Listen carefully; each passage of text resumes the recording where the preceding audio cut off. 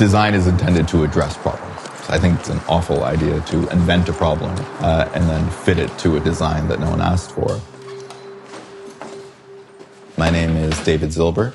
I am a Canadian chef and fermenter and author, and I work in Copenhagen, Denmark as a food scientist. Part of my week I spend here at Hansen, which is one of the world's largest bioscience companies dealing with food fermentation, and I am a recipe developer. Eames makes a great point, is that problems are not easily delineated entities. They bleed into each other. Take, for example, if I'm in this laboratory and I have the task of designing a plant-based burger, there are obviously problems that plant-based burger is intended to address. Reliance on animal agriculture, distribution chains, people's health and well-being. I can look at all those individual factors and try to construct from first principles and primary ingredients an amazing solution. But the problem I'm trying to address isn't, neatly drawn off in a box or a spreadsheet somewhere. I could make two identical burgers, one that took its pulses from a harvest on a regenerative farm, that was local, that didn't require transatlantic transportation, that was processed in a facility that used wind-powered energy instead of fossil fuels.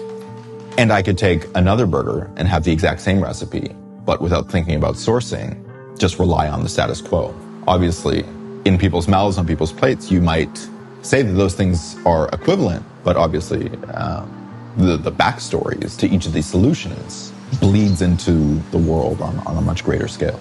And that's the point, is that the limits of problems aren't easily delineated things. Everything in the world touches everything else. And in my opinion, everything exists only in relation to the things that exist alongside. So the limits of design touch everything, because problems touch everything.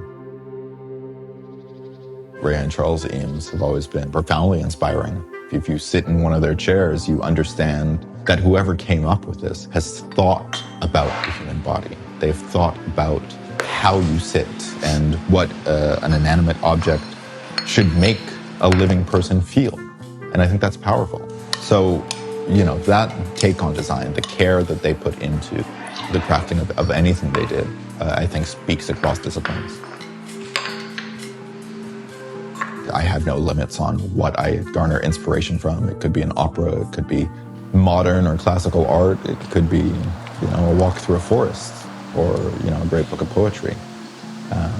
Architecture and design are no different, because when you realize what it takes to do it well, you're emboldened and you're bolstered to take that same ethos into no matter what you do, even if it's coming up with a new way to make hamburgers.